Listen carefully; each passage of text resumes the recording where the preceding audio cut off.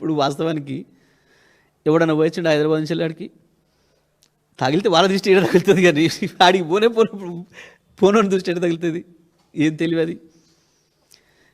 ఇక అటువంటి వాళ్ళు ముఖ్యమంత్రులు ఉప ముఖ్యమంత్రులు అవుతున్నారు. ఏం చెప్తాం మరి మనం?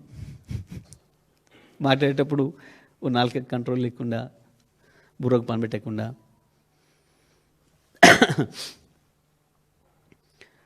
రోజు వస్తే వచ్చిపోయేటోళ్ళు వందలాది వేల మంది అక్కడి నుంచి వాళ్ళు హైదరాబాద్ను చూసేది వాళ్ళు. ఏమంటాం మనం? నరదృష్టి పడింది అని అంటాం చాలా విషయాలలో. చూసి వస్తానికి బాగా ఎక్కువ మంది చూసిపోతే ఓ చేనెమ్మడి పోతుంటే బాగుంది ఈ చేను అని చెప్పి అంటారని చెప్పి పాపం దిష్టి బొమ్మలు కట్టుకుంటారు. మరి కట్టుకుంటామే ఆయన దిష్టి బొమ్మ ఎవడొద్దన్నాడు, మనం ఆపినామా? పిచ్చి మాటలు, తెలియదు ఒక మాటలు, మైండ్లెస్. 2024లో పొత్తు పెట్టుకున్నావు. నువ్వు సింగిల్గా పోయి ఉంటే నీ పరిస్థితి ఏందో అందరికి తెలుస్తుండే. నువ్వు సింగిల్గా పోలేదు, మళ్ళీ చంద్రబాబు నాయుడుని పట్టుకొని అయినవు.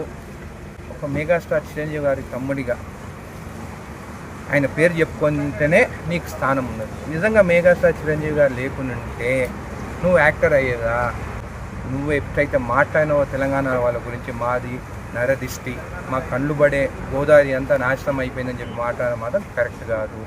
అట్లా మాట్లాడినప్పుడు నీకు కూడా చిత్తశుద్ధి ఉంటే నువ్వు హైదరాబాద్ ఆస్తులన్నీ అమ్ముకొని పోయి విజయవాడలో ఉండు. నీకు అంత ప్రేమ ఉంటే ఎందుకు హైదరాబాద్లో ఉంటున్నావు? అక్కడ నుండి 24 గంటలు సేవ చేయి. ఇంకోటి కూడా అంటున్నాను, వచ్చే ఎలక్షన్లో 15 ఏళ్ళ తర్వాత నేను సీఎం అవుతాను. నేను ఒక నార్మల్, ఎవ్వరిది సపోర్ట్ లేకుండా జడ్చల ప్రజల సపోర్ట్ ఎమ్మెల్యే, నేనే 10 ఏళ్ళ తర్వాత నేను కూడా సీఎం క్యాండిడేట్ కావచ్చు అని అన్నాను. నువ్వు ఇంకా 15 ఏళ్ళు అంటే నీకు 70 ఏళ్ళు అయినాక సీఎం అవుతాను. చేసేది ఏముంటుంది ఇంకా 70 ఏళ్ళకి అయితే? వచ్చే ఎలక్షన్లో నేను ఇండివిజువల్గా నిలబడి రాదా? నేను కూడా ఒక ఫ్యాన్గా చెప్తున్నాను నీకు, నీ ఫ్యాన్లు కూడా అదే మాట్లాడుతున్నారు.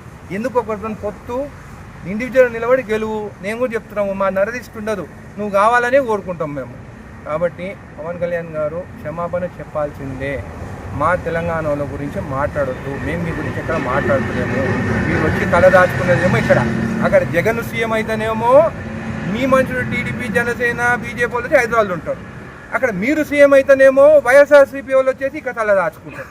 అరే మీకు దాచుకునే దానికే హైదరాబాదు, మీ బిజినెస్ కోసమే హైదరాబాదు. కానీ తెలంగాణ వాళ్ళ కళ్ళు మాత్రము మేము నరదృష్టి పెడతామని చెప్పి మాట్లాడేది మాత్రం కరెక్ట్ కాదు.